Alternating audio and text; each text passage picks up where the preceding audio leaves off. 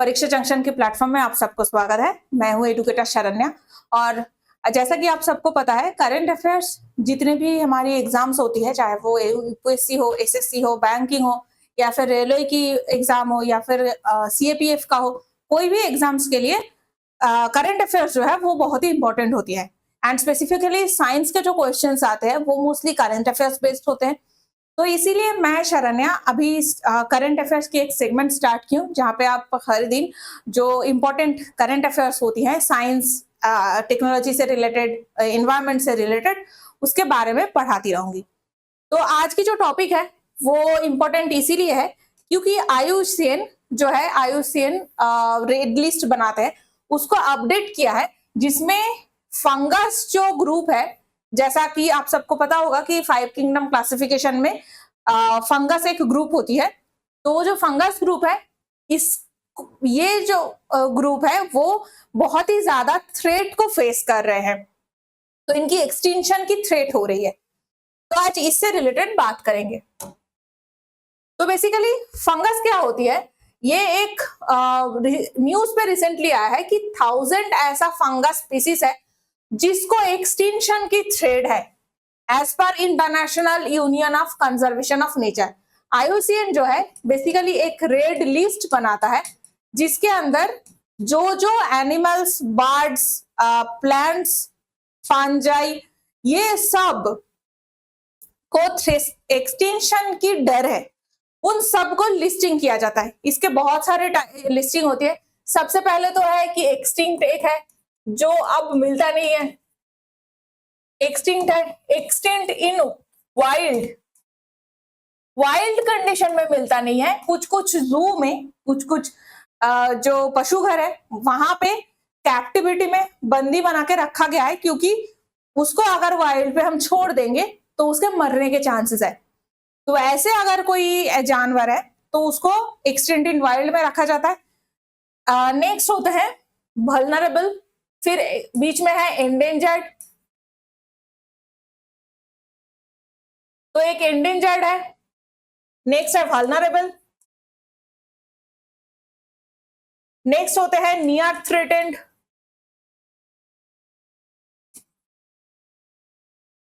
तो ये जितने नीचे की तरफ जाता है नियर थ्रेटेंड, फिर है लीस्ट कंसर्न।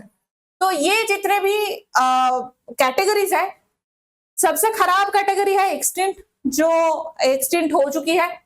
इसके बाद होती है एक्सटिंक्ट इन वाइल्ड, फिर एक आती है क्रिटिकली एंडेंजर्ड, फिर endangered, vulnerable, near threatened, least concern. तो ये जो क्राइटेरियाज है ये कौन बनाता है? आईयूसीएन बनाता है, ठीक है। तो फंगस क्या होती है, ये बेसिकली हीरो की तरह माना जाता है, क्योंकि अर्थ की जो इकोसिस्टम है उसका बहुत बेसिक फाउंडेशन है ऑफ हेल्दी इकोसिस्टम। क्यों? क्योंकि अगर फंगस नहीं रहेगा तो जितना भी एनिमल्स, बर्ड्स, प्लांट्स, बाकी ऑर्गेनिजम्स मर रहे हैं, उसको मरने के बाद जो न्यूट्रिएंट्स होती है वो अर्थ पे, सॉइल पे दोबारा चला जाता है। तो अगर, और ये काम कौन करता है? फंगस करता है। ये जो बेसिकली फंगस क्या है, कोई भी एनिमल, कोई भी प्लांट मरने के बाद उसको नेचर के साथ दोबारा एसिमिलेट कर देता है फंगस। तो बेसिकली फंगस जो लिविंग ऑर्गेनिज्म है एंड जो डेड ऑर्गेनिज्म के और इनऑर्गेनिक मैटर है, दोनों के बीच में कनेक्शन बनाता है। बट दे आर बहुत ही ओवरलुक्ड कैटेगरी है, क्योंकि लोग बहुत ज्यादा काम नहीं करते इसमें। अभी आईयूसीएन रेड लिस्ट में रिसेंटली 1,69,000 स्पीसीज को इंक्लूड किया गया है, जिनमें से 47,000 ऐसा स्पीसीज है जो एक्सटिंक्शन के कगार पे है, ठीक है। अब इनमें से 1000 ऐसा स्पीसीज है जो फंगस स्पीसीज है। तो 47,000 स्पीसीज में 1000 स्पीसीज सिर्फ फंगस की है। फंगस अब क्या होती है? ये एक यूकैरियोटिक ऑर्गेनिज्म है, जैसा आप सबको पता है। अगर नहीं पढ़ा है तो जाके 5 किंगडम क्लासिफिकेशन की जो क्लास है उसको जरूर देखिए, आपको बहुत अच्छे से पता चल जाएगा। नॉन वास्कुलर है, मतलब इसमें ब्लड की तरह कोई ब्लड वेसल नहीं रहता। नॉन मोसाइल ये मूव नहीं कर सकता, एंड हेटेरोट्रॉफिक ऑर्गेनिज्म है, मतलब ये खुद खाना नहीं बनाता। जैसे प्लांट होते हैं खुद खाना बनाते हैं, वैसे खुद नहीं बनाता। ये जो डेड प्लांट्स होते हैं, एनिमल्स होते हैं, वहां से न्यूट्रिएंट्स को एब्जॉर्ब करता है। नेक्स्ट क्या है, ये यूनिसेलुलर हो सकता है या फिर फिलामेंटस हो सकता है। स्पोर के थ्रू ये इसका रिप्रोडक्शन होती है। सेकेंड बिगेस्ट किंगडम है आफ्टर एनिमल्स। तो सबसे बड़ा कौन सी है, सबसे बड़ा किंगडम है एनिमल, सेकेंड सबसे बड़ा है फंगस। ठीक है, तो फंगस क्यों नहीं खाना बना सकता, क्योंकि इसमें क्लोरोफिल नहीं होता है, तो इसलिए फोटोसिंथेसिस नहीं कर सकता। ओके, तो फंगस जो अपना खाना होती है, जैसे हमारे ह्यूमन बॉडी में ग्लाइकोसिन की तरह स्टोर होती है, जो एनिमल्स होते हैं उसमें ग्लाइकोसिन की तरह स्टोर होता है, जो प्लांट्स होता है उसमें स्टार्च की तरह स्टोर होता है, फंगस में भी स्टार्च के फॉर्म में खाना स्टोर होती है। बायोसिंथेसिस होती है काइटिन, जो बायोमोलिक्यूल हमने पढ़ा था, वो सिंथेसिस होती है फंगस में। फंगस के सेल वॉल में दिखता है। तो जैसे प्लांट के सेल वॉल में हमें सेलुलोज देखने को मिलता है, वैसे फंगस के सेल वॉल में काइटिन है। नेक्स्ट क्या है, इसका mode of reproduction sexual asexual दोनों ही है। ये स्पोर के थ्रू भी रिप्रोडक्शन कर सकता है, इसका एसेक्सुअल रिप्रोडक्शन भी होता है। कुछ कुछ फंगस पैरासाइटिक होता है एंड इन्फेक्शन होती है उसकी वजह से।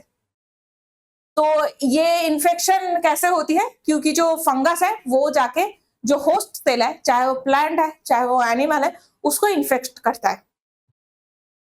Fungus produce a chemical called pheromone, जो फंगस की सेक्सुअल रिप्रोडक्शन में हेल्प करता है। ये बेसिकली फेरोमोन जो होती है, ये हर एक एनिमल पे होती है। कोई भी मेल अगर एनिमल है या फिर फीमेल एनिमल है, दोनों के अलग अलग टाइप के फेरोमोन्स होते हैं, ताकि जो मेल एनिमल है फीमेल एनिमल से अट्रैक्ट हो and female animal male animal से अट्रैक्ट हो। ये पूरे एनिमल किंगडम में सबके साथ होता है। और वैसे ही सिमिलरली फंगस पे भी ऐसे रिप्रोडक्शन के लिए फेरोमोन्स होते हैं। मोस्ट जो प्लांट्स होते हैं वो क्या करते हैं, फंगस के साथ मिलके न्यूट्रिशन एब्सॉर्ब करते हैं। तो बेसिकली ये फंगस के साथ मिलके न्यूट्रिएंट एब्सॉर्ब करते हैं जमीन से, और साथ साथ में ये इसका सिम्बायोसिस चलता रहता है। ठीक है, एग्जाम्पल क्या है, मशरूम है जो हम खाते हैं, कुछ कुछ मशरूम्स खाते हैं, कुछ कुछ बहुत ही जहरीले होते हैं। मोल्ड्स होते हैं, ईस्ट के इससे जो खाने की इंडस्ट्री में, जो फूड इंडस्ट्री में है, बहुत ज्यादा काम है इसका। ईस्ट क्या करता है, बेसिकली कार्बन डाइऑक्साइड बनाता है। जैसे ब्रेड बनाना है, पिज्जा बनाना है, कोई भी ब्रेड बनाना होता है तो उसमें ईस्ट का काम आता है। ठीक है, तो ये फर्मेंटेशन में हेल्प करता है। तो ये था फंगस की कुछ कैरेक्टरिस्टिक्स। तो जैसे फंगस बहुत तरह के होते हैं, इसके कलर बहुत अलग अलग होते हैं। और ये रिपोर्ट में क्या क्या कहा गया है, जैसे IUCN का रिपोर्ट था, उस रिपोर्ट में क्या क्या बोला गया है कि rapid agriculture growth and urban development की वजह से जो फंगस होती है, 279 ऐसा स्पीसीज है जिसका एक्सटिंक्शन का रिस्क है। अर्बन डेवलपमेंट की वजह से एंड एग्रीकल्चर की ग्रोथ की वजह से 279 ऐसा स्पीसीज है जिसका एक्सटिंक्शन होने वाला है। नाइट्रोजन एंड अमोनिया की जो फर्टिलाइजर है, उसके वजह से 91 ऐसा स्पीसीज है जो थ्रेटेंड है। तो फर्टिलाइजर एंड इंजिन पॉल्यूशन, ये दोनों की वजह से, जैसे एग्रीकल्चरल रन ऑफ होते हैं, मतलब जो हम फर्टिलाइजर यूज करते हैं वो जाके पानी में मिल जाता है या फिर जमीन पे ही मिक्स हो जाता है, उसके वजह से 91 ऐसा स्पीसीज है जिसको थ्रेटेंड कंडीशन में है। ये कुछ कुछ थ्रेट्स यूरोप में बहुत ज्यादा है, स्पेशली नाम क्या है, फाइब्रस वैक्स कैप, ये बहुत ही ज्यादा वल्नरेबल कंडीशन में है। ओके, तो ये आपको याद रखना होगा। और ये थ्रेट कहां पे है, यूरोप में सबसे ज्यादा है। नेक्स्ट क्या है, 198 ऐसा स्पीसीज है जिसका एक्सटिंक्शन का रिस्क है डिफॉरेस्टेशन की वजह से। तो डिफॉरेस्टेशन मतलब जो काट लेना होता है, हमें लॉग बनाना होता है, वो टिम्बर प्रोडक्शन की वजह से, इलीगल लॉगिंग की वजह से, एंड एग्रीकल्चर की जो क्लीनिंग होती है, मतलब जमीन में जो फॉरेस्ट है उसको काट के एग्रीकल्चर हो रहा है, खेती हो रही है, तो उसके वजह से 198 ऐसा स्पीसीज है जिसका एक्सटिंक्शन की थ्रेट है।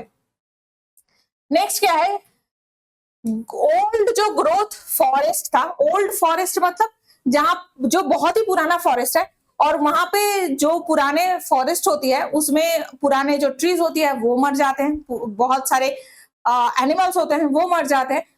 तो मरने के बाद क्या करता है, ये मट्टी में मिलने के टाइम पे फंगस उससे न्यूट्रिएंट एब्जॉर्ब कर लेता है। तो पुराने फॉरेस्ट है उसमें फंगस की जो पॉपुलेशन है वो बहुत ज्यादा होती है।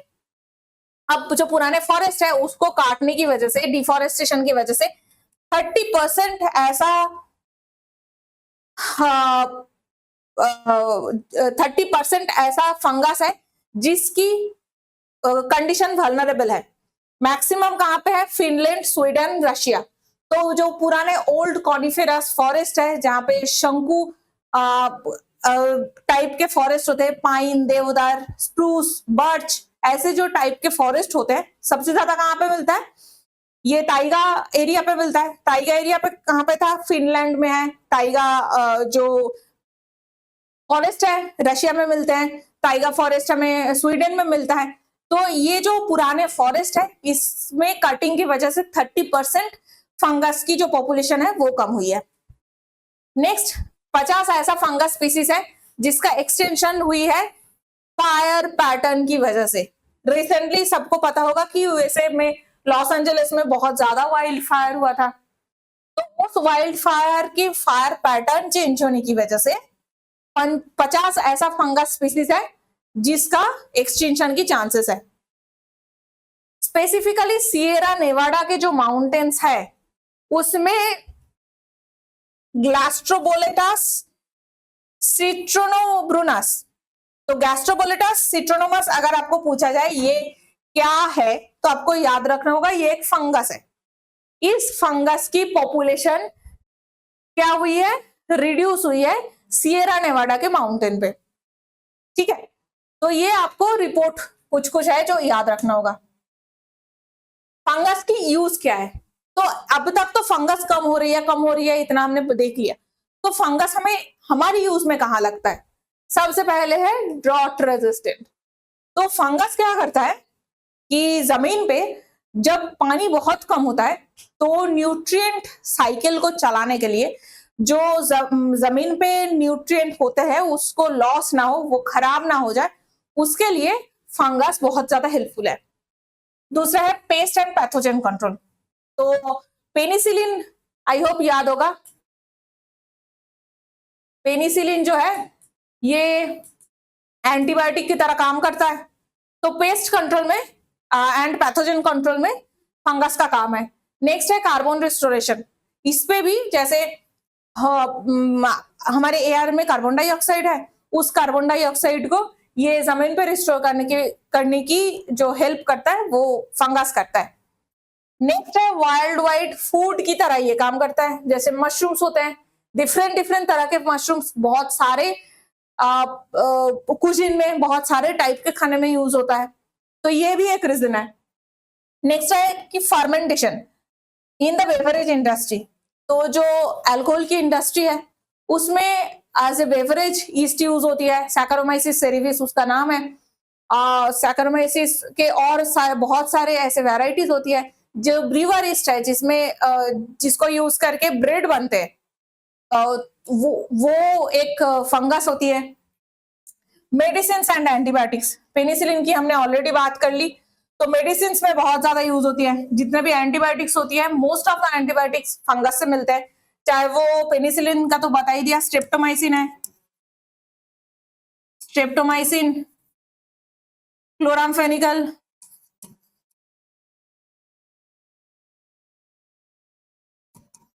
तो ये जो एंटीबायोटिक्स होती है सब फंगस से मिलता है। नेक्स्ट है बायोरेमिडिएशन। मतलब फंगस क्या करता है कि किसी जगह का अगर पानी बहुत खराब है या फिर जमीन खराब हो रही है, बैडलैंड जिसे कहते हैं, वैसे जगह पे फंगस आके बैठता है और वो जो जमीन है या फिर पानी है उसको शुद्ध करना स्टार्ट करते हैं। This is called bioremediation. ये काम भी फंगस करता है। इसके साथ साथ और एक काम है जो है बायो इंडिकेटर। तो बायो इंडिकेटर स्पीसीज कैसे कहते हैं? ऐसा स्पीसीज जिसको देख के हमें पता चलता है कि उस एरिया का पॉल्यूशन कम हुआ है या फिर ज्यादा हुई है। जैसे लाइकेन एक टाइप की फंगस होती है, वो क्या करता है, अगर किसी एरिया पे पेड़ के ऊपर देखने को मिलता है, इसका मतलब है उस एरिया में एयर पॉल्यूशन कम हुई है। अगर एयर पॉल्यूशन ज्यादा होती है तो ये लाइकेन आता नहीं है, उस एरिया पे आता ही नहीं है, वो उस एरिया पे प्रोड्यूस नहीं होता। तो ये बायो इंडिकेटर स्पीसीज की तरह भी फंगस काम करता है। तो ये सारा उसका काम है, आपको याद रखना होगा, एग्जाम्स के लिए बहुत ज्यादा इंपॉर्टेंट है। स्पेसिफिकली इसके ऊपर, फंगस के काम के ऊपर तो यूपीएससी में भी क्वेश्चन पूछे गए हैं। तो एसएससी, बैंकिंग, जितने भी एग्जाम्स हैं वो सब में आपको पूछा जा सकता है। So that's it for the day. अगर आपको वीडियो पसंद आई है तो इसको लाइक कीजिए, अपने दोस्तों के साथ शेयर कीजिए। अगर आपको मेरे साथ कांटेक्ट करना है तो नीचे दिए गए डिस्क्रिप्शन में जो नंबर है उसमें आप कांटेक्ट कर सकते हैं। इसके अलावा टेलीग्राम, थ्रेड, व्हाट्सएप, ट्विटर, ये सारे प्लेटफॉर्म में हम आपके साथ मौजूद हैं। आप यहाँ पे भी मेरे साथ कांटेक्ट कर सकते हैं। अगर आपको वीडियो पसंद आई है तो चैनल को सब्सक्राइब जरूर कीजिए।